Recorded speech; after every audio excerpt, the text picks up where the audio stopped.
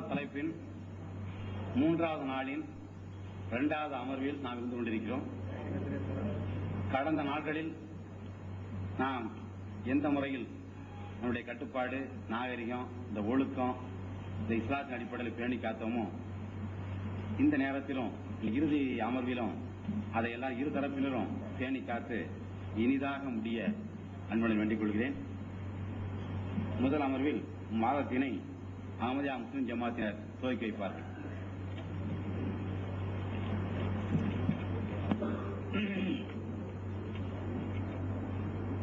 அஸ்ஸலாமு அலைக்கும். அஷ்ஹது அல்லா இலாஹ இல்லல்லாஹு வஹ்தஹு லா ஷரீக லஹ் வ அஷ்ஹது அன்ன முஹம்மதன் அப்துஹு வ ரசூலுஹு.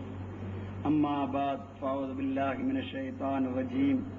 பிஸ்மில்லாஹிர் ரஹ்மானிர் ரஹீம். அல்ஹம்துலில்லாஹி ரப்பில் ஆலமீன். அர்ரஹ்மானிர் ரஹீம். மாலிகி யௌமித்தீன். இய்யாக நஅபுது வ இய்யாக நஸ்தஈன். இஹ்தினஸ் ஸிராத்தல் முஸ்தகீம். ஸிராத்தல் லதீன அன்அம்த அலைஹிம் கய்ரில் மக்தூபி அலைஹிம் வலல்லாலீன். ஆமீன்.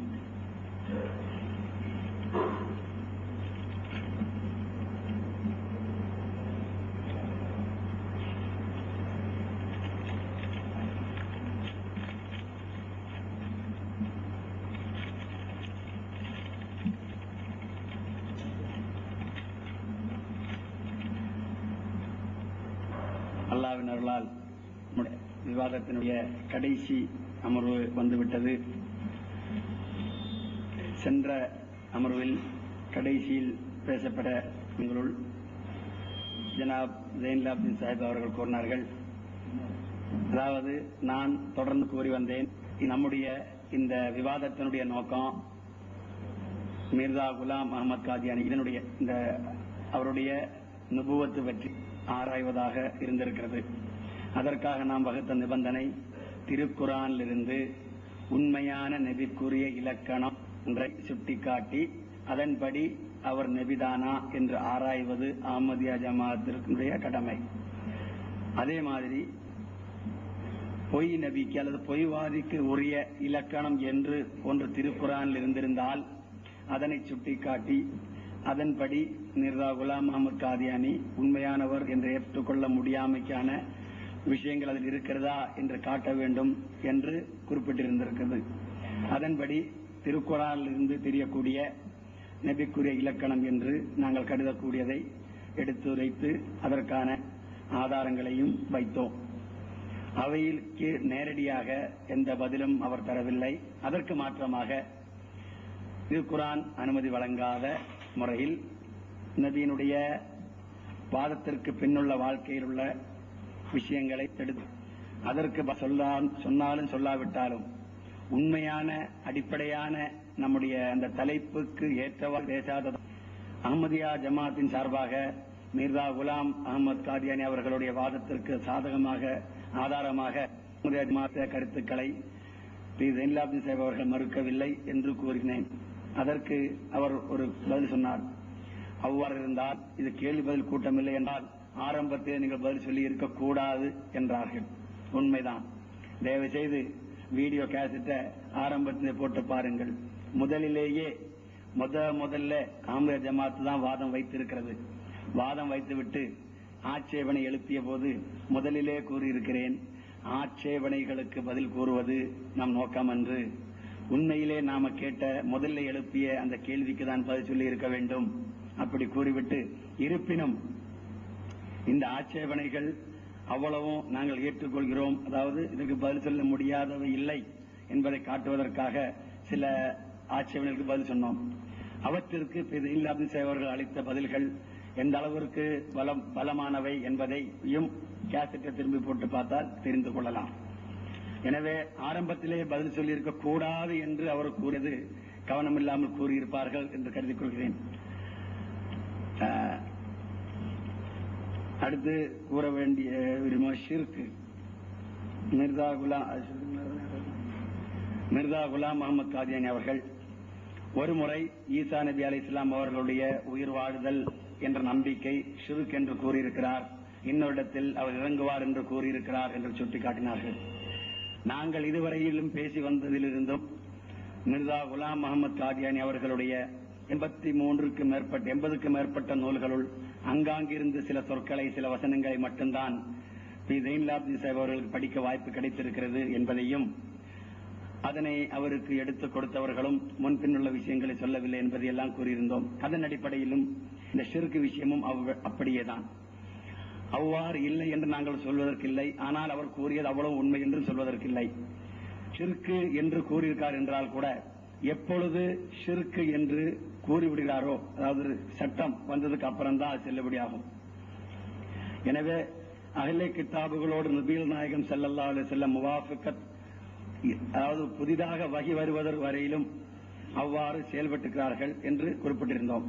அதில் கூட காபா, அதாவது கிபிலா மாற்றுவது குறித்து அந்த வசனம் வருகிறது, ஞாபகம் இருக்கும். சயக்கூலு சுஃபஹாஉ, சயக்கூலுனா மிக விரைவில் கூறுவார்கள். அப்போ ஏற்கனவே வழங்கப்பட்டிருக்கு அசுஃபஹாஉ, சுஃபஹாஉனா அறிவியனர்கள் கூறுவார்கள், ஏன் இப்படி மாற்றப்பட்டது கூறுவார்கள் சொல்லிட்டோம். இதிலிருந்து என்ன கூற வந்தோம் என்றால், ஏற்கனவே பொதுவில் உலகில் இருக்கக்கூடிய கருத்துக்களுக்கு ஏற்ப நபிமார்கள் செயல்பட்டு வருவார்கள். அதன் பின்னர் இறைவன் புறமிருந்து வகை கிடைக்கின்ற போது அதற்கேற்ப தங்களுடைய அந்த நிலைமைகளை திருத்திக் கொள்வார்கள். அந்த அடிப்படையில் மிர்சா குலாம் முகமது காதியானி அவர்களுக்கு இறைவன் புறமிருந்து தெளிவான இது கிடைத்ததன் பின்னர் அவர் அதை குறிப்பிட்டிருக்கிறார். அதில் அவர் சிறிதும் சுயமாக செயல்படவில்லை என்பதற்கு அந்த கூற்றை பின்னால் அப்படி இருக்கும்படி செய்து அதற்கு சான்றாகும். இல்லை என்றால் அதை மறுத்திருக்கலாம், நான் அப்படி சொல்லவில்லை அல்லது அதுக்கு வேறு விளக்கம். உதாரணமாக மிர்சா குலாம் முகமது காதியானி அவர்கள் தங்களுடைய ஆரம்ப காலத்தில் தங்களுடைய இல்ஹாம்களில், இறைவன் அறிவித்த வகைகளில் நபி, ரசூல் என்பன போன்ற சொற்கள் இருந்தும் கூட அதெல்லாம் உண்மையான நபியாக இருக்காது, நபிகள் நாயகம் ஸல்லல்லாஹு அலைஹி வஸல்லம் அவர்களுக்கு பின் நபி இல்லை என்று கூறி வந்தார்கள்.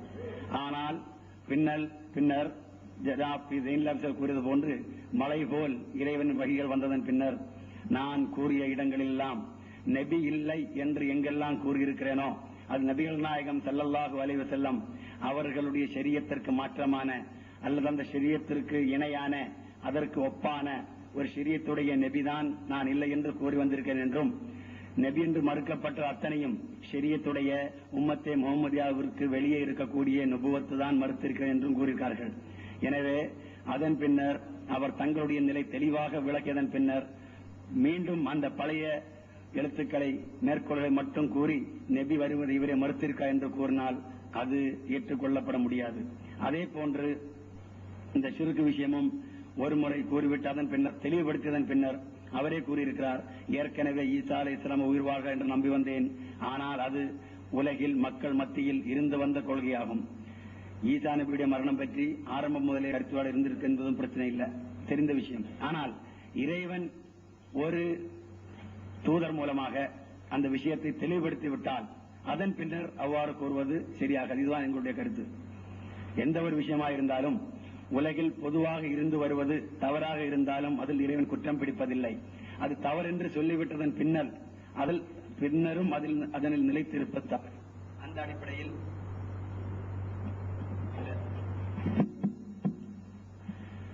அதை எடுத்துக்கொள்ள வேண்டும்.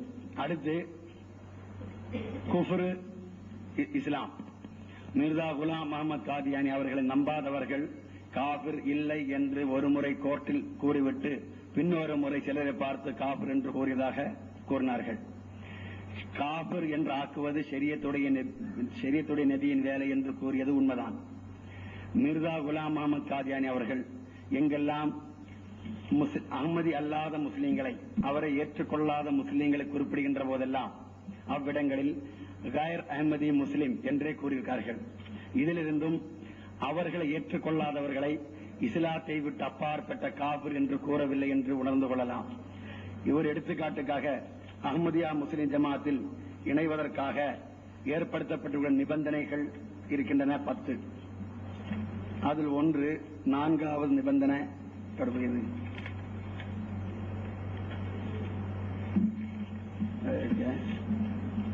நான்காவது நிபந்தனை சொல்லப்பட்டது, आम खल्कुल्लाह को उमूमन और मुसलमानों को खुसूसन अपने नफ्सानी जोशों से किसी नौ की நாஜாயிஸ் தக்லீஃப் நெய் தேகா. அதாவது அஹ்மதியா ஜமாத்தில் இணையக்கூடியவர்கள் செய்து கொள்ளும் ஒப்பந்தத்தில் ஒன்று, பொதுவாக படைப்பினங்களுக்கும் குறிப்பாக முஸ்லிம்களுக்கும் தங்களின் மன உணர்ச்சியினால் எவ்வகையான தகாத துன்பமும் கொடுக்க மாட்டான், நாவாலோ சொல்லாலோ செயலாலோ கைகளாலோ என்று சொல்லப்பட்டிருக்கிறது. இதிலிருந்து அஹ்மதி அல்லாத முஸ்லிம்களை பொதுவாக காஃபிர் என்று கூறியிருக்கிறார் என்று இல்லை.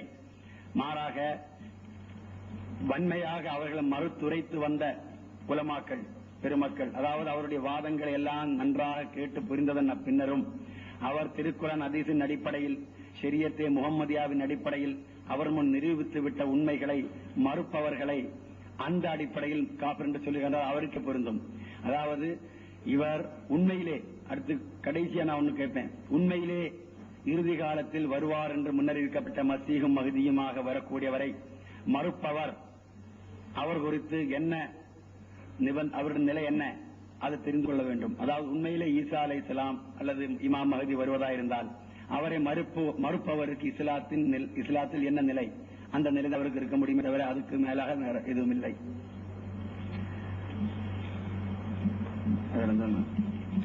அடுத்து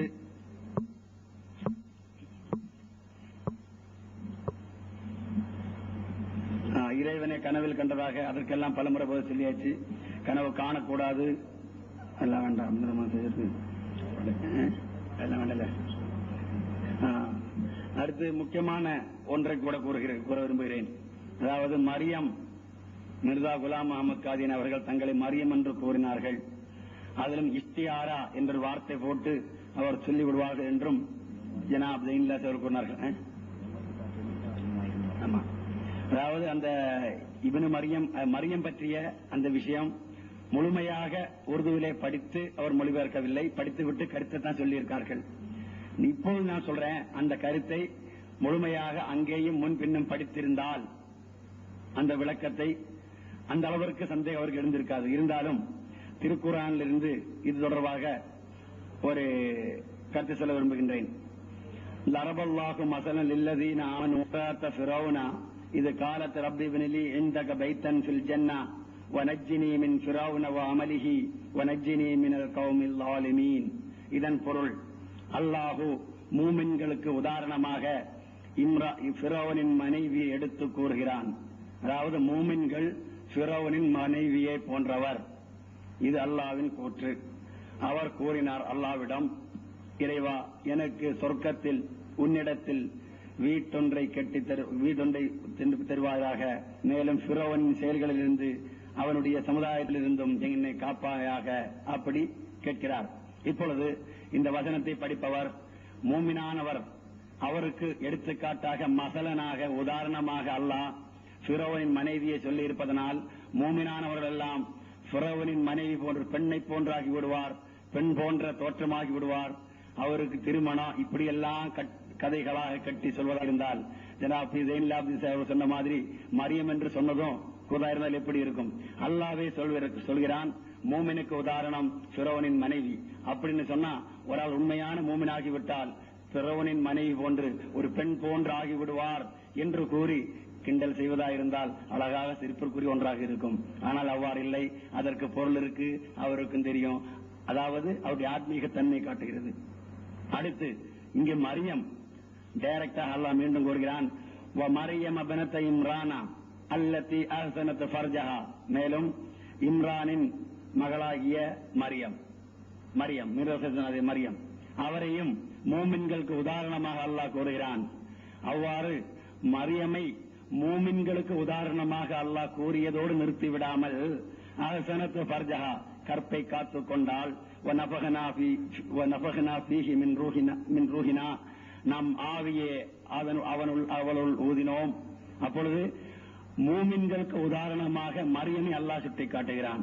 இப்ப இதனால் உண்மையான மூமினானவர் மரியமை போன்று ஆகி விடுவார் என்று அல்லாஹ் கூறுகிறான். அடுத்து அவனுள் ஆவியை ஊதுவது, அப்புறம் கலிமாத் ரப்பியா குத்துபிஹி வகானத் மினல் கானித்தீன், கட்டுப்பட்டவர்களாக இருந்தால் இல்ல. இப்ப இதிலிருந்து மூமினுக்கு உதாரணமாக அல்லாஹ் 2 பெண்களை கூறுகின்றான். அதனால் எங்காவது எவராவது உண்மையான மூமின் பெண் போல் இருக்க வேண்டும், மரியம் போல் இருக்க வேண்டும், அவரை போன்ற திருமணம், குழந்தை பெறுதல், அப்படிப்பட்ட விஷயங்களை இருக்க வேண்டும் என்று ஆசைப்பட்டு அது போன்று பேசினால் திருக்குர்ஆனுடைய இந்த வசனத்திற்கும் அவர் தரும் அந்த விளக்கத்திற்கும் எந்த அளவிற்கு ஒற்றுமை, தொடர்பு அல்லது சம்பந்தம் இருக்குமோ அது போன்றே மிர்சா சாஹிப் அவருடைய அந்த மரியம் குறித்த இஸ்தியாரா பிரிது மொழிதலனி என்னது ஓமை வடிவிலான அந்த கூற்றென்றே கருதி கொள்ள வேண்டும். அதுவே அது குறித்து எங்களுக்குள்ள பதில். அடுத்து நீ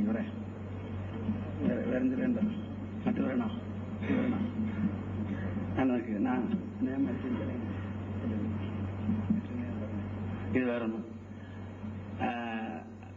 தொடர்ந்து அடுத்து இனிமேல் இது கடைசி இது, அதனால தொடர்ந்து அதிகமாக ஒன்றும் நம்ம பேசணுமா. நான் முதல்ல சொன்னதை திரும்ப ஒரு முறை சொல்ல விரும்புகிறேன். அதாவது நம்முடைய ஒப்பந்தத்தின் அடிப்படையில் அஹ்மதியா முஸ்லிம் ஜமாத்து தான் இந்த விஷயத்தின் 3 தலைப்பிலும் வாதி எழுதியிருக்கு. வாதினா வாதம் வைப்பவர். வாதத்தை நாங்க தான் வைத்தோம், எல்லாரும் சாட்சி. என்ன சொன்னோம்? அந்த நிபந்தனைக்கு உட்பட்ட முறையில திருக்குர்ஆனிலிருந்து உண்மையான நபிக்குரிய இலக்கணம் என்று ஒன்றை நாங்கள் வைத்தோம். கடைசியில கூட முன்னுள்ள வாழ்க்கையை பார்க்க வேண்டியதில்லை, அதனை விட அதிகமாக பின்னால் உள்ள வாழ்க்கை தான் பார்க்கணும் அப்படின்னாங்க. நாங்க சொல்றோம், அல்லாஹ் சொல்றோம் மின் கபிலிஹி, பல முறை எடுத்துனோம், மின் கபிலிஹி, இதற்கு முன்னுள்ள வாழ்க்கை தான் முஸ்லிம் மக்களுக்கு தென்படக்கூடியது. அதைத்தான் அது சொல்றான். பின்னால் உள்ள வாழ்க்கை குறித்து அது அல்லாஹ் பார்த்துக்கொள்ளு சொல்றான். அப்புறம் இரண்டாவது இஸ்திரா அலல்லாங்கிற அடிப்படையில் தான் ஜெயின்லால் பெருசு இருந்திருக்கார்கள். அதாவது அல்லாவின் மீது இட்டு கட்டக்கூடியவர். பலமுறை கேட்டோம், அல்லாவின் மேல் இட்டு கட்டக்கூடியவர் பற்றி எப்படி எந்த ஒரு முன்மாதிரி குர்ஆனுக்கு அதை காட்டணும். இட்டு கட்டக்கூடிய குடும்பம் இழைக்கக்கூடிய சந்தேகமே கிடையாது, அநியாயக்காரர் தான்.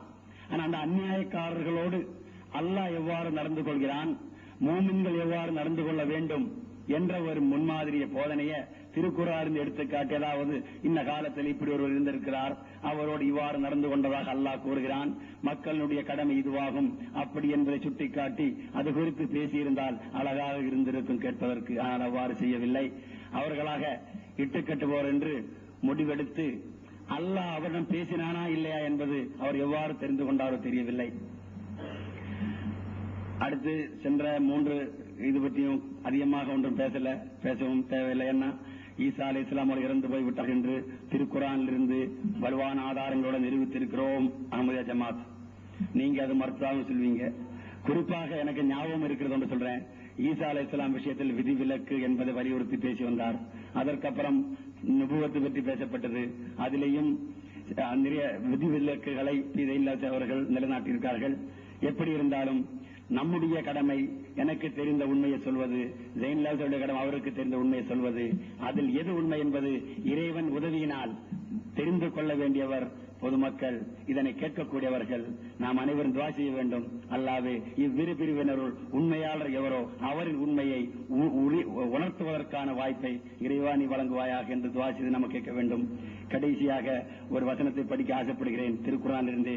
வலவ் அன்னனா நஸல்னா இலைஹிமுல் மலாயிகத வகல்லமஹுமுல் மௌதா வஹஷர்னா அலைஹிம் குல்ல ஷைஇன் குபுலா மா கானூ லியுமினூ இல்லா அன் யஷா அல்லாஹு வலாகின்ன அக்ஸரஹும் யஜ்ஹலூன் வகதாலிக ஜஅல்னா லிகுல்லி நபிய்யின் அதுவத் ஷயாத்தீனல் இன்சி வல் ஜின்னி யூஹி பாலுஹும் இலா பால் ஸுஹ்ருஃபல் கௌலி குரூரா வலவ் ஷாஅ ரப்புக மா ஃபஅலூஹு ஃபதரஹும் மா யஃப்தரூன்.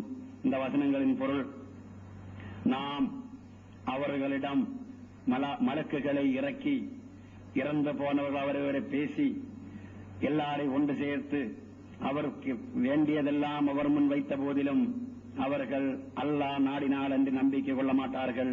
பெரும்பாலானவர்கள் புறக்கணிக்கவே செய்வார்கள். இவ்வாறே எல்லா நபிமார்களுக்கும் நாம் எதிரிகளை உண்டு பண்ணி இருக்கிறோம். மனிதர்களிலிருந்து ஜின்களிலிருந்தும் சைத்தான்களை அவர் ஒருவர் இன்னொருவருக்கு பேசிக் கொண்டிருப்பார்கள், ஏமாற்றுவதாக பேசிக் கொண்டிருப்பார்கள். அல்லாஹ் நாடுகின்ற அவ்வாறு செய்திருக்க மாட்டார்கள். எனவே அவர்கள் இட்டு கட்டும் வகையில் விட்டு விடுங்கள். கடைசியாக கூறுகிறேன், நான் ஒரு மார்க்க ஊழியன், இஸ்லாத்திற்காக தொண்டு செய்ய வேண்டும். அதனிலே வாழ்க்கையை கழிக்க வேண்டும் ஆசைப்படும் இஸ்லாத்தை பற்றி கற்றுக்கொண்டிருக்கும் ஒருவர். அந்த வகையில் இந்த விஷயத்தில் என்னென்ன பேசியிருந்தாலும் தனிப்பட்ட முறையில், அதாவது தனிப்பட்ட முறையில் எதுவும் சொல்லவில்லை, திருக்குர்ஆனிலிருந்து தெரிந்த கருத்தின் அடிப்படையில் திருக்குர்ஆனுக்காக இறைவனுக்காக உண்மை என்று தெரிந்ததே சொல்லியிருக்கிறேன்.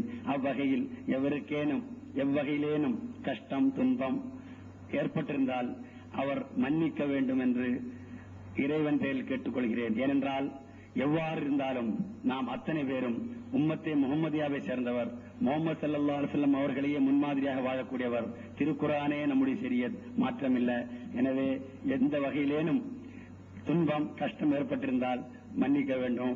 மேற்கொண்டும் இதனை விட அன்பாகவும் சகோதரத்துடனும் பண்போடும் நாம் பழகிக்கொள்ள வேண்டும். அதற்கான நல்வாழ்த்தினை கேட்டு விடைபெறுகிறேன். அஸ்ஸலாமு அலைக்கும் வரஹ்மத்துல்லாஹி வபரகாத்துஹு. السلام عليكم ورحمة الله وبركاته. نحمده ونصلي على رسول الكريم. திருக்குர்ஆனில் அல்லாஹ் மூமின்களையும் காஃபிர்களையும் இரண்டு பெண்களுடன் ஒப்பிட்டு சொல்லியிருக்கின்றான். லரபல்லாஹு மஸலல் லில்லதீன கஃபரு இம்ராத நூஹின் வம்ரத லூத். அல்லாஹ் காஃபிர்களை ஒப்பிட்டு கூறுகின்றான் நூஹுடைய மனைவியுடனும் லூத்துடைய மனைவியுமாய். அதுக்கு விளக்கம் பெற வேண்டும் தேவையில்லை. மூமின்களை அல்லாஹ் ரெண்டு பெண்களோடு ஒப்பிட்டு கூறியிருக்கின்றான். ரெண்டு வகையான பெண்கள். லரபல்லாஹு மஸலல் லில்லதீன ஆமனு இம்ராத ஃபிர்அவுன.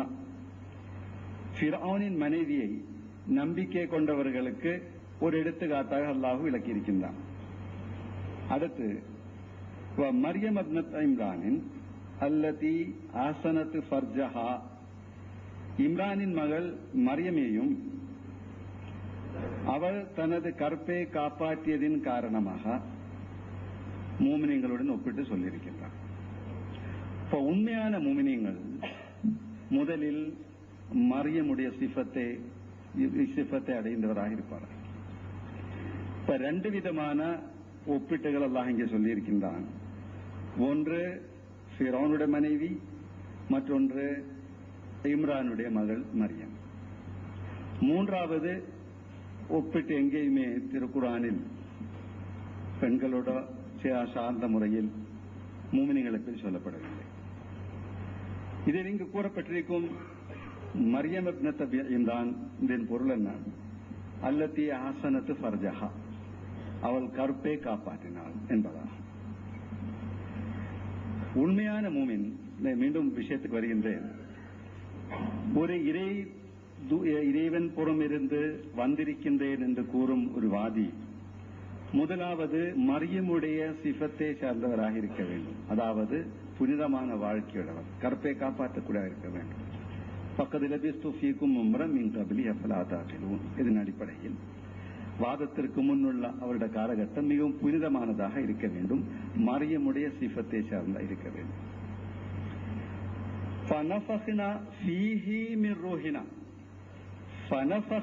நாம் ஊதினோம், ஃபீஹி அவளில் என்று வேண்டும், ஃபீஹா என்று வேண்டும், வனஃபக்னா ஃபீஹா என்று வேண்டும். அவளுள் நாம் ஊதினோம், மிர் ரூஹினா நமது ஆத்மாவை. அல்லாஹு ஆத்மா ஊதன் பொருள் வசனத்தை இறக்கின்றதா. வனஃபக்னா ஃபீஹா என்று சொல்வதற்கு பகரமாக வனஃபக்னா ஃபீஹி என்று சொல்வதன் பொருள் இது பெண்ணை குறிக்கக்கூடியதல்ல, ஒரு உபமா. இப்போ உண்மையான ஒரு மூமினுக்கு அல்லாஹு ஊதுகிறான், ரூஹை கலிமை இறக்கின்றான், தன்னுடைய வஹி இறக்கின்றான். தனது ரப்பின் கலிமகளை தஸ்தீக் செய்து கொண்டிருக்கின்றார்கள். இது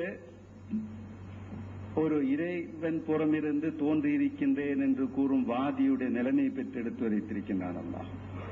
முதலாவது மரியமை போன்ற கற்பை காப்பாற்றக்கூடியவராக இருக்க வேண்டும், புனிதமான வாழ்க்கை நடத்தக்கூடியவராக இருக்க வேண்டும். அதற்கு பிறகு அல்லாஹோ தமது கலிமாவை, தமது வஹியை அவரில் ஊதுவார். இது திருக்குர்ஆன் நமக்கு எடுத்து காட்டியிருக்கும் ஒரு சான்று, ஒரு அடையாளம். இதற்கு பிறகு மீர்சா சாஹிப் என்ன கூறியிருக்கிறார்கள் என்பதை பார்ப்போம்.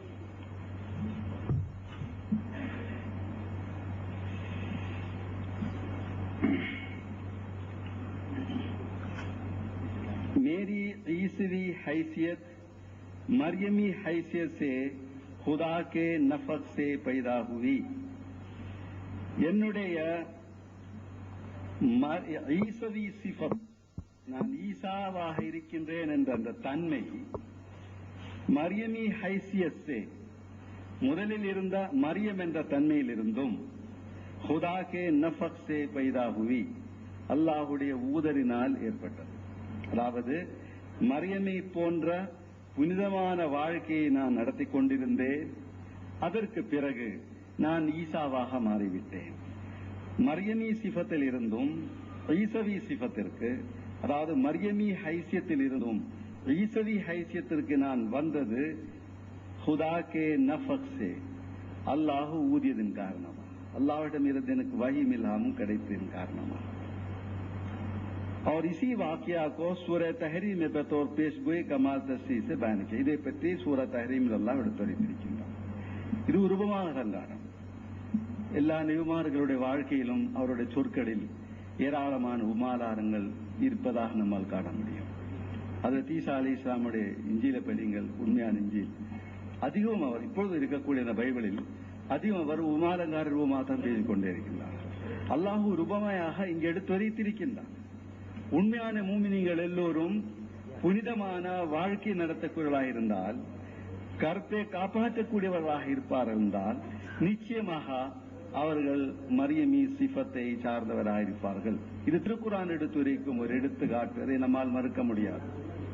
ஒன்று ஃபிரௌனுடைய மனைவியை போன்றவராக இருக்க வேண்டும், அல்லது ஈசா நபியுடைய தாயார் மரியமை போன்ற இம்ரானுடைய மகளை போன்றதாக இருக்கு. இது திருக்குர்ஆன் எடுத்து கூறியிருக்கும் ரெண்டு கூற்றுகள்.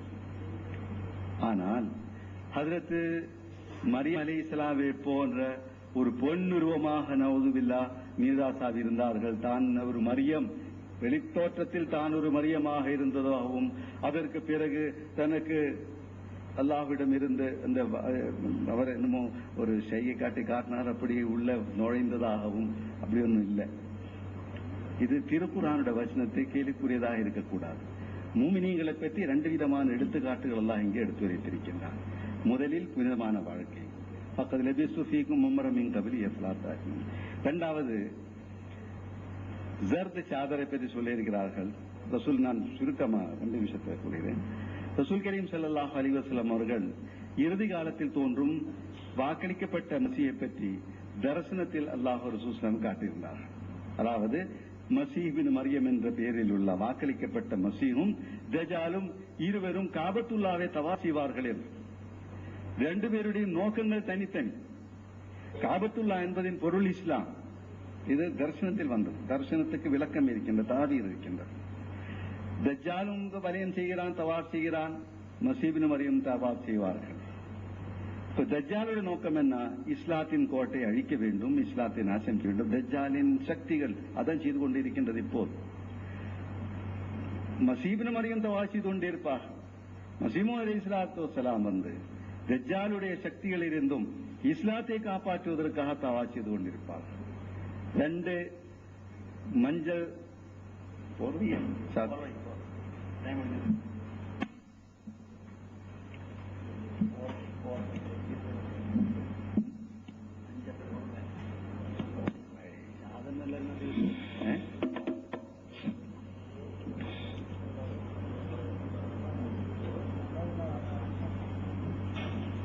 அன்பிற்குரிய சகோதரர்களே, நாம் இப்போது இறுதி அமர்விலே இருக்கிறோம்.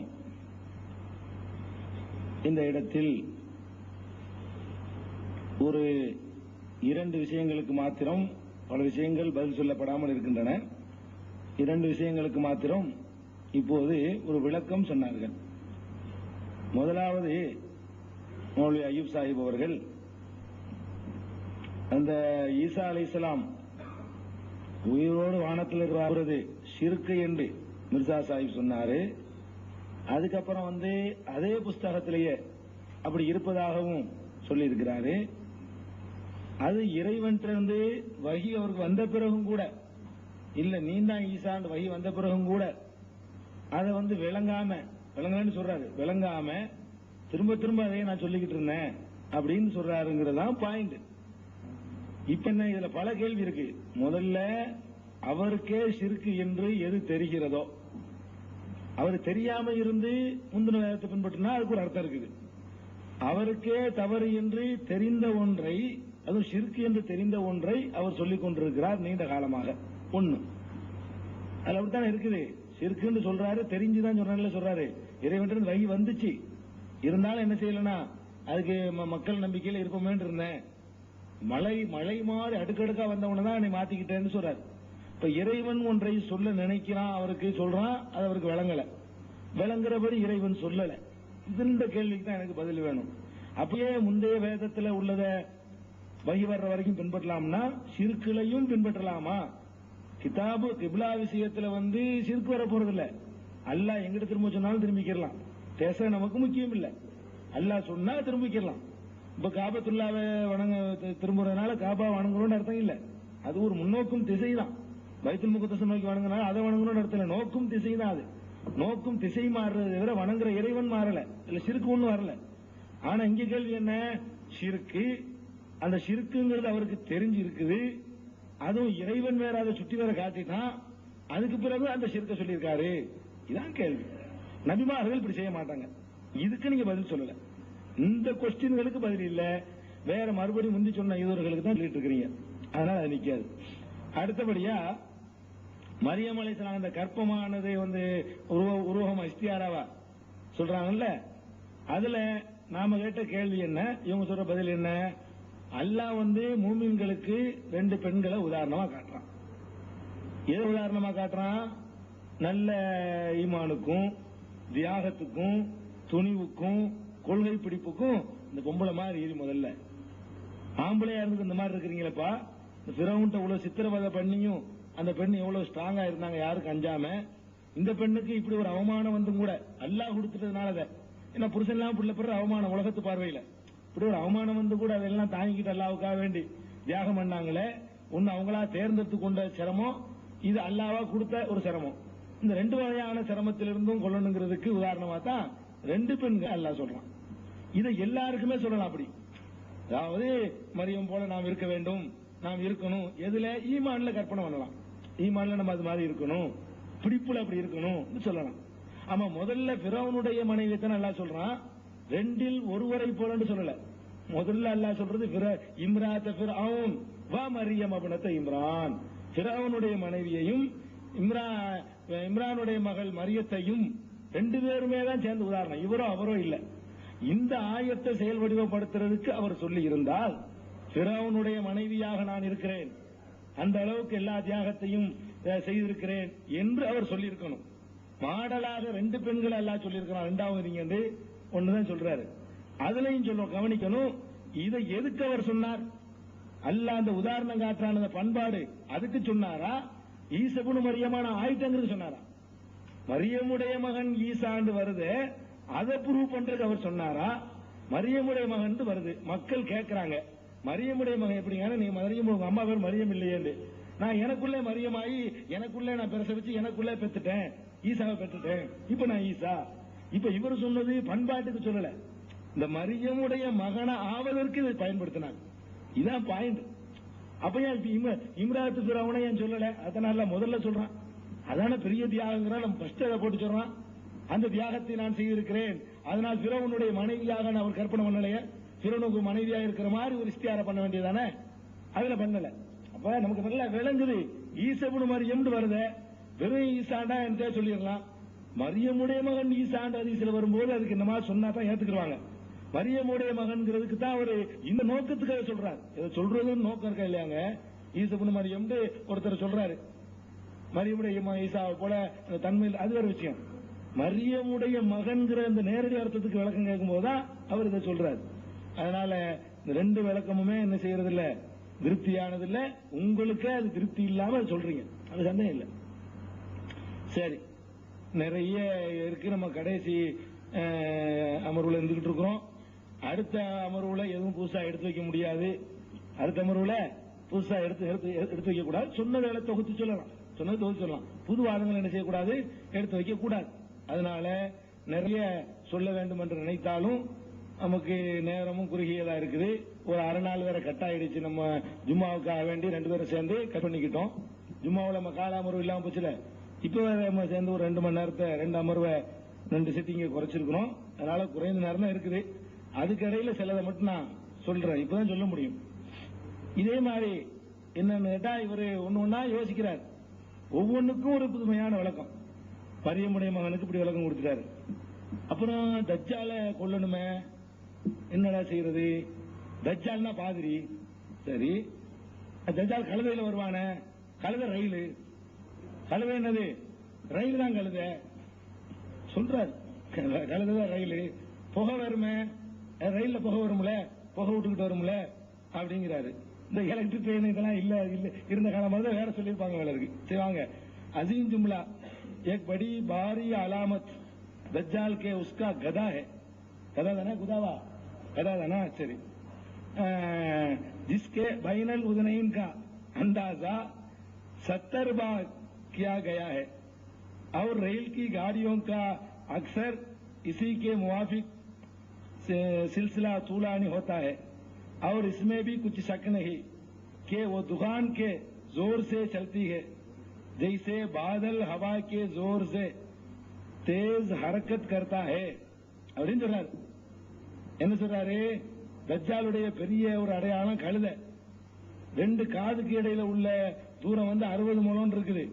ரயில் பெட்டில நீங்க இப்படி பார்க்கலாம். 70 இப்படி. அதாவது ரயிலுக்கு ஒரு வழக்கம், மஞ்சள் அடைக்கு ஒரு வழக்கம், இப்படியே சொல்லி சம்பந்தமே இல்ல. மரியமுடைய மகன்கிறதுக்கு வழக்கம். மரியமுடைய மகன்கிறதுக்கு ஒண்ணு அம்மா மாற்ற முடியாது. அதுக்கு அவரே மரியமாக்கி அவரே நினைச்சிட்டாரு மகன். இந்த மாதிரி எல்லாம் பண்ணிருக்கிறது. அதுக்காக சொல்ல வரேன். இந்த மாதிரி சொல்றாரு.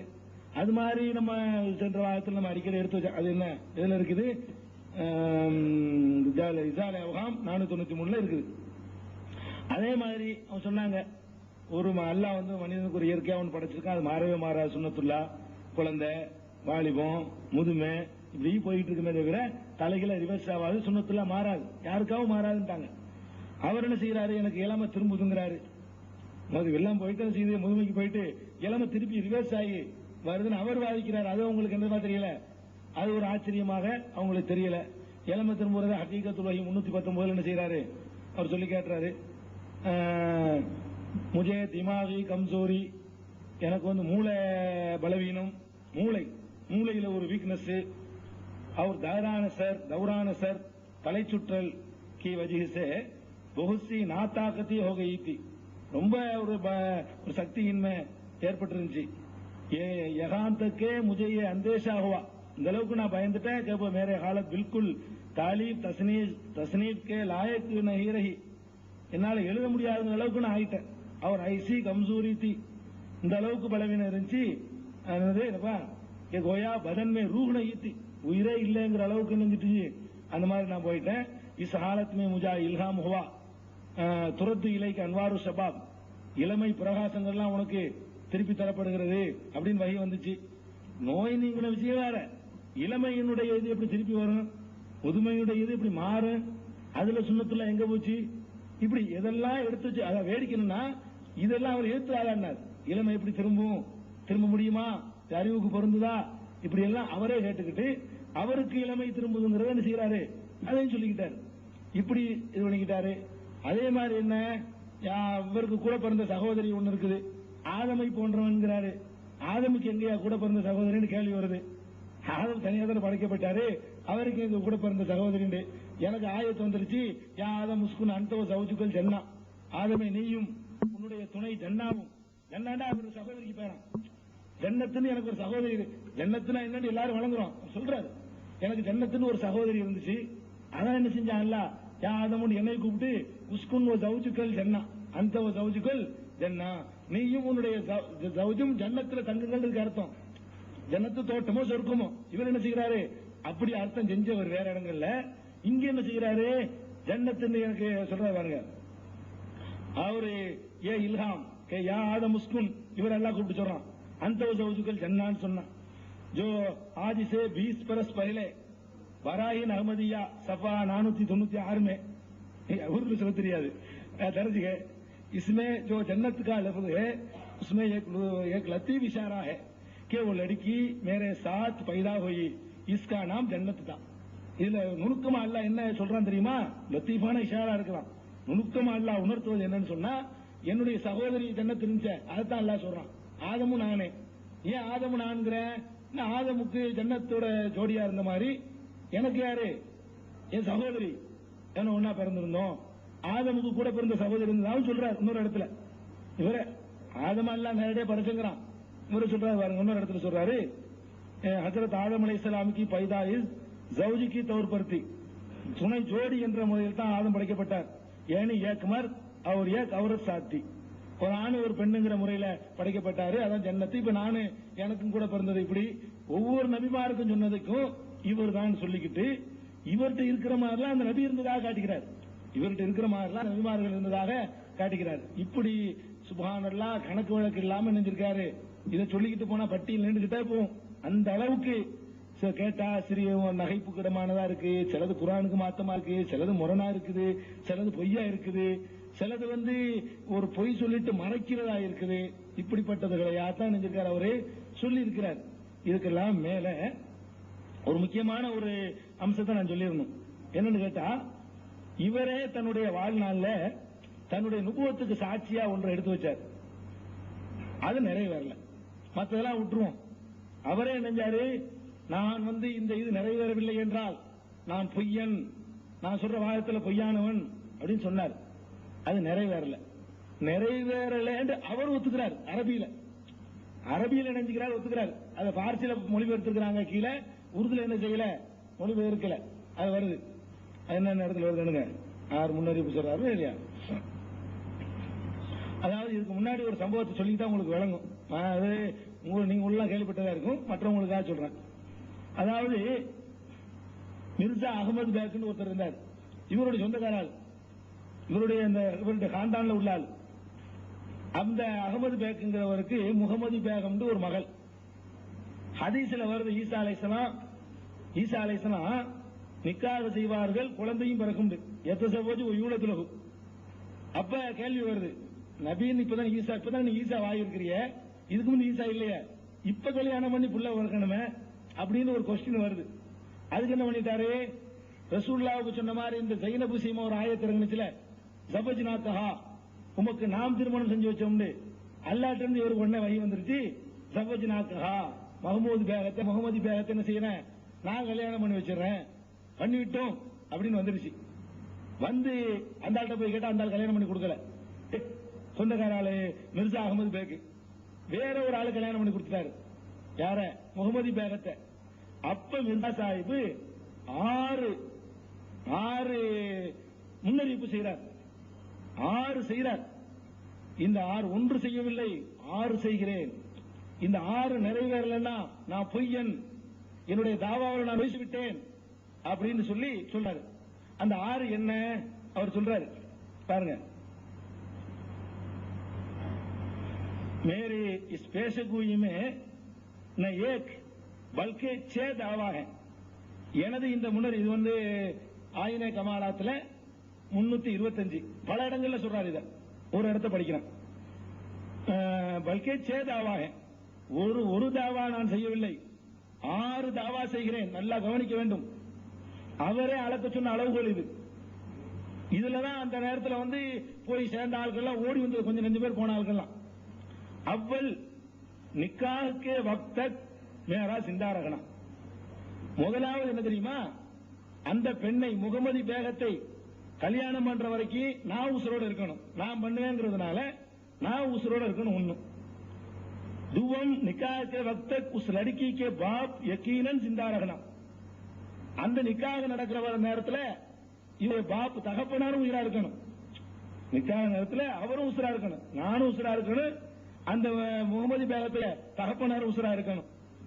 फिर निकाह के बाद उस लड़की के बाप जल्दी से मर जाना जो 3 बरस तक नहीं पहुंचेगा. அந்த நிக்காவுக்கு பிறகு அந்த பெண்ணுடைய முகமது பேகத்தினுடைய தந்தை விரைந்து இறந்து விடுவார். அது 3 வருடத்தை தாண்டாது. 3 வருஷத்துக்கு ரெண்டாவது மூத்தா போயிடுவார். சாரம் 4வது உஸ்கே ஹாவந்த் का 28 बरस के अरसा तक मर जाना. இந்த மருமகன் யாரு ஹாவந்த் புருஷனா, இந்த பெண்ணுடைய புருஷன் அவர் பேர் என்னன்னா சுல்தான் முகமது. இந்த முகமது பேகத்தை கல்யாணம் பண்ணார சுல்தான் முகமது, அவர் 2.5 வருஷத்துல அவர் மூத்தா போயிடுவார்.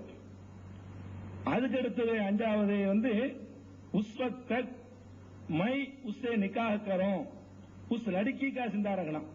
அந்த நேரத்தில் அவர் மூத்தா போன பிறகு அந்த பெண்ணை நான் கல்யாணம் பண்ணுவேன், அந்த பெண்ணு உசுரோட இருக்கும், நானும் உசுரோட இருப்பேன், அந்த பெண்ணு உசுரோட இருக்கணும், அந்த பெண்ணுடைய புருஷன் இறந்து போயிடணும். அப்புறமேலே फिर आखिर ये बेवा होने की तमाम रस्मों को छोड़कर बावजूद सख्त मुखालफत उसके अकारिब के मेरे निकाह में आ जाना. பிறகு இந்த விதவையை எல்லா அடையாளங்களையும் உடைச்சு விட்டு கடும் எதிர்ப்புக்கு மத்தியில ஏன் நிக்காகல என்னுடைய திருமணத்தில் விடுவார்கள். இது முன்னறிவிப்பா செய்கிறேன் சொல்ற, சும்மா சொல்லல. இத அப்ப आप ईमानन कहें, ஈமானோட சொல்லுங்க, के ये बातें इंसान के इख्तियार में है. இது மனிதனுடைய வார்த்தையா தெரியுதா? மனிதன் பேச முடியுமா? और जर्रा अपने दिल को काम कर सोचने, உள்ளத்தால நல்லா சிந்திச்சு உளப்பூர்வமா யோசிச்சு பாருங்க. कि ऐसी पेशगोई सच्चे हो जाने की हालत में इंसान का फेल हो सकती है. இது மனிதனுடைய செயலால் நிறைவேற முடியுமா? அப்படி இப்படின்னு என்ன செய்யறாரு சொல்லிட்டே வர்றார். இதுல இவ்வளவு அழுத்தமா என்ன செஞ்சாரு? 6 அறிவிப்பு செஞ்சாரு. இந்த 6 அறிவிப்பு பிரகாரம் நான் கேட்கிறேன், முகமது பேகத்தை அவர் கல்யாணம் பண்ணாரா? முகமது பேகத்தை அல்லாஹ் கல்யாணம் பண்ணி வச்சாண்டாரு. அவர் சொன்னார் அல்லாஹ் தான் கல்யாணம் பண்ணி வச்சாண்டாரு. அதுக்கப்புறம் என்ன செஞ்சாரு? 2.5 வருஷத்துல அந்த முகமது பேகத்துடைய புருஷன் இறந்துருவார், 2.5 வருஷத்துல இறந்துருவார். இப்படி இறக்கலைன்னா நான் யாரும் இல்ல, நான் நபி இல்ல, நான் பொய் சொன்னேன் தெரிஞ்சுக்கிறேன். 2.5 வருஷத்துல இருந்தாலும் இறந்தாரா? இறக்கல. அதுக்கப்புறம் இவர் கல்யாணம் பண்ணி வச்சுட்டு அந்த இவர் மட்டும் கேளுங்க, நான் வேடிக்கை, அவர் தகப்பனார் இருந்து கல்யாணம் பண்ணு, அந்த ஆளு அதுக்கு முந்தி சீக்கிரமா போயிட்டாரு. அப்ப குதிச்சாரு, ஒன்று விட்டது. அதே மாதிரி எல்லாம் நடக்கும்டாரு, தற்செயலா நடந்து விளங்கி போச்சு. அது மாதிரி என்ன செய்யணும்? 2.5 வருஷத்துல இந்த சுல்தான் முகமது மௌத்தா போயிருக்கணும். போனாரா? போகல. இவர் முகமது பேகத்தை கல்யாணம் பண்ணாரா? இல்ல. கல்யாணம் பண்ணா முகமது பேகத்தை கல்யாணம் பண்ணாங்கன்னு அடிச்சு சொல்லுங்க பார்ப்போம். அதுவும் 2.5 வருஷத்துல பண்ணணும். 2.5 வருஷத்துல செத்தாரா? இல்ல. நல்ல செழிப்போடவும் வசதியோடவும் நல்ல நிலையிலே அவர் வாழ்றார், நல்ல நிலையிலே வாழ்றார். இத நான் இட்டுக்கடி சொல்லல, அவர் ஒத்துக்கிறார். எடுங்க 5ஆம் ஆத்தம் எடுங்க 210 அரபில ஒத்துக்கிறார். நல்லா பாருங்க. சும்மன் உலமாவு அவசூபிய சப்பன், இந்த உலமாக்கள்லாம் என்னைய தாராளமாக ஏசுகிறார்கள். அவுஜூனி அசபன் ஃபி ஹத்தனி அஹமத், இந்த அகமதுடைய மருமகன் விஷயத்தில், ஹத்தன்னா மருமகன், அதாவது சுல்தான் முகமது விஷயத்தில் என்ன காலு இன்னொரு மாமாத்த பில் மியாத், நீ வாக்களிச்ச டயத்தில் மூத்தா போகலையேன்னு கேட்கிறார்கள். கமா ஒய்த பில் இல்ஹாம் ஒக்கித, உறுதி செய்யப்பட்ட அந்த அந்த இல்ஹாம் படி நடக்கலையே அப்படின்னு சொல்லி கேட்கிறாங்க. அதுக்கு என்ன பதில் சொல்றாரு தெரியுமா? உள்ள இருக்குது, அந்த இடத்து படிச்சு காட்டுறேன், விலைக்கு தான் உங்களுக்கு வழங்கும். இதுக்கு பதில் என்ன தெரியுமா? அதை மக்கள் பாக்குறாங்க. 2.5 ஆச்சு மூத்தா போல, 3 வருஷம் ஆச்சு நல்லா இருக்காரு. இவர் டேட்டு குறிக்கிறார் 2 வருஷம், 4 வருஷம் ஆச்சு மூத்தா போல, 5 வருஷம் ஆச்சு மூத்தா போல, அவர் ஜேஜேன்னு இருக்கிறார். இந்த நேரத்தில் என்ன சொல்றாரு தெரியுமா? அதாவது அவர்களுக்கு ஒரு வேதனை அதாபு வருவதாக இருந்தது, அவர்கள் விலகிக் கொள்ள வேண்டும் என்பதற்காக நான் இப்படி சொன்னேன், போய் சொன்னேங்கிறார். பயங்காட்டுறது சொன்னேங்கிறார் நபி, பயங்காட்டுறது சொன்னேங்கிறாருங்க. அதாவது எதை சொல்லி தன்னுடைய நுபுவத்தை நிலைநாட்ட பார்த்தாரு? இதைத்தான் சொன்னார். 2.5 வருஷத்துல அவர் சாவா, நான் அவளை கல்யாணம் பண்ணுவேன். ஏன் 2.5 வருஷத்துல அவர் சாவல? அதுலயே முடிஞ்சு வச்சிடலாம். இது அவர் சொன்னாருங்கிறது யாரும் பின்னாடி வந்தவர்கள் இட்டு இல்ல, அவர் எழுதினது, அவர் எழுதினது, நீங்க வெளியிட்டது. அப்ப 2 வருஷத்துல கல்யாணம் பண்ணுவேன் சொன்னார். கல்யாணம் ஒரு விஷயம் இல்ல, இந்த கல்யாணத்தை தான் தன்னுடைய நுபுவத்துக்கு சாட்சியாக்கினார், சான்றாக்கினார். எந்த நம்பிக்கையில சொன்னாரு? சொந்தக்காரதான அப்படி கல்யாணம் பண்ணிக்கலாம் அப்படின்னு சொல்லிக்கிறேன்னு பார்த்தாரு. அந்த ஆட்களுக்கு இந்த தாவாவை நம்பிக்கை இல்ல, ஏத்துக்கிற மாட்டேன்ட்டாங்க. இப்ப என்னாச்சு? அல்லாஹ்வுடைய முன்னறிவிப்பு இதுன்னு சொன்னா நிறைவேறி இருக்கணுமே. இது சாதாரண முன்னறிவிப்பு இல்ல, என்னுடைய அனுபவத்துக்கு இதுதான் சாட்சின்னு சொல்லி அவர் எடுத்து வச்ச முன்னறிவிப்பு. அழுத்தமா சொல்லி பயங்காட்டுற மாதிரி சொன்ன ஒரு முன்னறிவிப்பு. ஏன் நிறைவேறல? அவர் நல்லா கவனிங்க. அவரை உரசுறதுக்கு அவருடைய சேலஞ்சு தான் சரியான எடுத்துக்காட்டு. அவர் பண்ண சேலஞ்ச். ஏன் சுல்தான் முகமது 2 வருஷத்தில் சாகல? அல்லாஹ்வுல அறிவிச்சான். அல்லாஹ் அறிவிச்சது சாக, அவர் சாகல, வாழ்ந்திருக்கார், நீண்ட காலம் வாழ்ந்திருக்கிறார். இயற்கையா மூத்தா வாங்கல, அந்த வயசுல மூத்தா போயிருக்காரு. இவ்வளவு காலம் வாழ்ந்து இவரு கிழவனா போற வரைக்கும் அவரு நல்லா கடகாத்திரம் வாழ்ந்திருக்கார். இந்த மாதிரியான ஒரு நிலைமை ஏற்பட்டிருக்கிற, இதான நுபுவத்துடைய சச்சாய்க்கு அடையாளம்னு சொன்னாரு. அது ஏன் நிறைவேறல? பொய்யர்னு சொல்லி அவரே தான் ஒத்துக்கிட்டாருங்க. இப்ப நிறைவேறலன்னா நான் பொய்யன், பொய் தாவா செய்தவன், பொய் தன்னுடைய தாவாவுக்கு தலீலா எடுத்து வச்சார். அதை கவனிக்க வேண்டிய விஷயம் இது. மற்ற இது மாதிரி பத்தோட போகணும்னா எடுத்துட்டு போயிடக்கூடாது. தன்னுடைய தாவாவுக்கு இதை தலீலாக எடுத்து வைத்தார். இதுக்கு வேடிக்கை கேளுங்க. இதுலதான் என்னுடைய நுபுவத்தை அடங்கி இருக்குதுன்னாரு. சுல்தான் முகமது சாவல, 2 வருஷத்துல சாவல, இவர் கல்யாணமும் பண்ணல. இப்ப என்னாச்சு? ஒரு சமாளிக்கிறார். எப்படி? அவங்களுக்கு ஒரு வேதனை வர்ற மாதிரி எனக்கு தெரிந்தது, காட்டப்பட்டுச்சு. அவங்க தெரிந்து கொள்வார்கள், தௌபா செய்து கொள்வார்கள் என்பதற்காக வேண்டி இப்படி செய்தேன், சொன்னேன். தௌபா செய்யறதுல இறங்கிட வேண்டிய அதாபு. என்னுடைய நபியுடைய கட்டளை மீறினதுனால தௌபா செஞ்சு திருந்திட்டாங்க, எனக்கு கல்யாணம் பண்ணி தந்துட்டாங்க, அதனால அது நடக்கலன்னா அர்த்தம். ஓகே, அவங்க இந்த ஆள் வழிக்கு வரவும் இல்ல, கல்யாணம் பண்ணி கொடுக்கவும் இல்ல. அப்ப அல்லாஹ்ட்ட இருந்து வந்த அதாவது ஏன் வரல? தான் வாழ்நாளே ஒரு ஆளு இப்படி பொய்யர் நிரூபிச்சுட்டு போன, தன்னைத்தான் நிரூபிச்ச யாரும் கிடையாது இவரை தவிர. மற்றவங்க நிரூபிச்சிருக்காங்க. தன்னைத்தானே நிரூபித்த நபின்னு வாதிட்டு தன் வாழ்நாளே பொய்யா போய் தன்னைத்தானே நிரூபித்து போன ஆள் யாரும் கிடையாது. ஆனாலும் இது மாதிரியான செய்திகளை எல்லாம் இப்ப நான் எடுத்து வச்ச மாதிரி செய்திகள் எல்லாம் மக்கள்கிட்ட சொல்லாம நீங்கள் சொல்லிக் கொண்டிருக்கிற இந்த ஈசா ஈசான்னு சொல்லிக்கிட்டே இருக்கிறீங்களா இல்லையா? அது மாதிரி உள்ள சில விஷயங்கள் ஏதோ பகுத்தறிவா சொல்றாங்கன்னு வந்தா கடைசியில பார்த்தா இது அதுக்கு மேல இருக்கு. அந்த அதை விட பகுத்தறிவுக்கு ரொம்ப பொருத்தமானதா அங்க இருக்கிறாப்புல இருக்கு. புரியுதா? இதுக்கு விளக்கம் சொல்றாரு பாருங்க. யூனுஸ் அலைஹிஸ்ஸலாம் அவர் சொல்றாரு, இதுல 5ஆம் ஆத்தம்ல சொல்றாரு அரபில. யூனுஸ் அலைஹிஸ்ஸலாமுடைய அந்த கால கௌமுகளுக்கு வேதனை இருந்தது.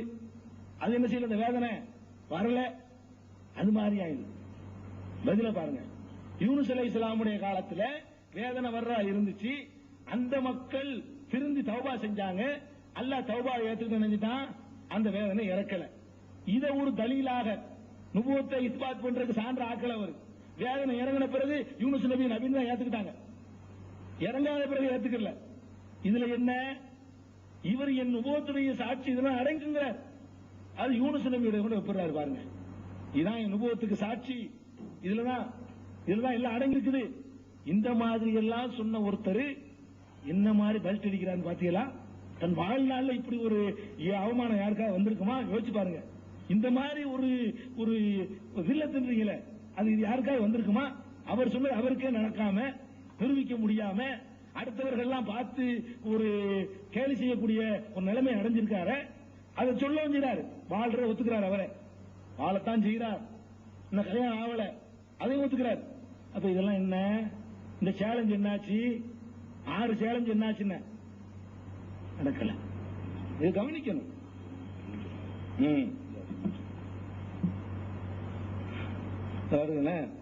बार बार कहता हूं, नफ्स पेशगोई दामाद अहमद बेग की तकदीर मुबरम है. अबरम इसकी इंतजार करो. और अगर मैं झूठा हूं तो यह पेशगोई पूरी नहीं होगी. நான் ஒரு பொய்யனாய் இருந்தால் இந்த முன்னறிவிப்புகள் நிறைவேறாது. நான் பொய்யனாய் இருந்தா நிறைவேறாதுன்றாரு. நிறைவேறல பொய்யன், அவர் சொன்னது நிறைவேறாது. அவர் மேரி மௌத் ஆஜாயேகி, அதுக்கு முந்தைய மௌத்து வந்துடும். நிறைவேறாமலே மௌத்து. और अगर मैं सच्चा हूं तो நான் உண்மையாளனாக இருந்தால் खुदा ताला जरूर उसको भी ऐसा पूरी कर देगा. நான் உண்மையாளனாக இருந்தால் அல்லாஹ் இதையும் இதே மாதிரி உண்மைப்படுத்தியே காட்டுவான் இப்படின்னு சொல்லி நுபுவத்துக்கு என்ன செஞ்சாரு, இதைத்தான் ஒரு சான்றாக காட்டினார். சான்று நிறைவேறல. வேற எதை வச்சு நீங்கள் அவரை உரசி பார்க்க போகிறீர்கள்? அவர் சொன்னது நிறைவேறல, அவரை ஒத்துக்கிறார். நிறைவேறல, கல்யாணம் பண்ணலதான், அவர் வாழத்தான் செஞ்சாரு, அதுக்கு நான் என்ன செய்யறது, நிறைவேறலைங்கிற மாதிரி போகுது. இப்ப இதுதான் நீங்கள் யோசிக்க வேண்டிய, அவரை எடை போடுவதற்கு உரிய சரியான ஒரு வழிமுறை இதுதான். இந்த மாதிரி சொன்ன ஒருவரை உலக வரலாற்றில் நீங்கள் காண முடியாது. தன்னுடைய காலத்திலேயே இந்த மாதிரியாக சொல்லி ஒவ்வொருத்தனுக்கு நாள் குறிச்சு, இது அல்லாஹ் ஒருத்தருக்கு தான் எந்த நிமிஷம் மௌத்தாவரும் தெரியும். இவர் ஒவ்வொருத்தரும் ஒருத்தரும் டேட்டு குறிக்கிறாரு. உனக்கு 2 வருஷம், உனக்கு 3 வருஷம், எனக்கு 25 வருஷம், உனக்கு 35 வருஷம் சொல்லி இப்படி முகமது ஸல்லல்லாஹு அலைஹி வஸல்லம் ஒவ்வொருத்தரையும் பார்த்து இன்னென்ன வயசுன்னு குறிக்கல. அதெல்லாம் தாண்டி போய் குறிச்சாரு. கடைசியில் என்னாச்சு, அது நடக்கல. அப்ப இது காதிப்புன்னு ஆயிடுச்சுல, சூட்டான ஆயிடுச்சு. இது நிறைவேறல, நான் ஒரு பொய்யன் அவர் சொன்னார். நிறைவேறல பொய்யன். அப்ப நிறைவேறினதை காட்டுங்க, காட்ட முடியாது. ஏன்னா அவரே சொல்றாரு, அவர் நல்லா இருக்கிறத, அந்த சுல்தான் முகமது சாவலைங்கிறத அவரே ஒப்புக்கொள்றாரு. 2 வருஷத்துக்கு சாவலைதான், அதுக்கு என்ன இப்பங்கிறாரு. இப்படி சொல்லி சாதாரணமா ஒரு விளையாட்டு மாதிரி பதில் சொல்றாருங்க. சிந்திக்க வேண்டிய ஒரு விஷயம். ஆக அடுத்தவரை எடுத்து வைக்க முடியாது, நடக்குது. இன்னும் சந்திரனுக்கு மனுஷன் போகவே முடியாது சாதிச்சதும், அவர் மேல் போகலான்னு சாதிச்சதும், நம்பர்ல வகி வந்ததும் ஒரு நம்பரா வரும். 28, 38, 46, 64 அப்படிலாம் வரும். அந்த மாதிரியான நம்பர் வகிகளும் அதுக்கு ஒரு விழா கொடுக்குற வழக்கம். 24 இது, 48 இது, இப்படி பழக்கத்தான் நிறைய இருக்குது கணக்கு வழக்கு இல்லாம. அவைகள் எல்லாம் எடுத்து சொல்லிட்டு போனா இந்த சபை காணாது. ஒரு மாசம் அதுக்கு வேணும். ஒரு மாசம் சொல்றதுக்கு எனக்கு 300 லட்சம் குறிப்புகள் கொடுத்தார்கள். அதுல வடிகட்டி இடிகட்டி நான் ஒரு 30, 25, 30 சொல்லியிருக்கிறேன். 300 லட்சம் குறிப்புகள் அங்க இங்கே தேடி உருது தெரிஞ்சவர்கள் எடுத்திருந்தாங்கன்னு சொல்றாரு. எடுத்தா இப்ப என்ன, எடுத்தா இப்ப என்ன ஒண்ணும் கிடையாது.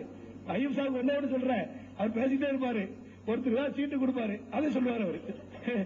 அந்த மாதிரி நான் இல்ல, நான் எடுத்து சொன்னாலும் கூட நான் விளங்கி, நான் யோசிச்சு, நான் சொல்றதுல வர்ற கேள்விகளுக்கு எனக்கு பதில் சொல்ல முடியுமான்னு தெரியாமல் நான் என்ன செய்யல, சொல்லல. எடுத்தா எனக்கு உறுதி தெரியாது என்பதை தெளிவா சொல்லிக்கிறேன். இந்த எடுத்துறதுனால அவங்க இது உண்மையாயிராது. நான் எடுத்து சொன்ன வார்த்தைக்கு பதில் இருக்காங்கிற கேள்வி. ஆக இது புதுசா எடுத்து வைக்க, இது ஒரு சம்பந்தமா எடுத்து வைத்தவைகள் அவ்வளவுதான் இப்போ எடுத்து வைக்க முடியும். கடைசி முறையில் எடுத்து வைக்க முடியாது. கடைசி முறையில் தொகுத்து தான் என்ன செய்ய போறோம், நம்ம பேச இருக்கிறோம் என்று கூறிக்கொண்டு என்னுடைய உரையை நான் முடித்துக் கொள்கிறேன். அஸ்ஸலாமு அலைக்கும்.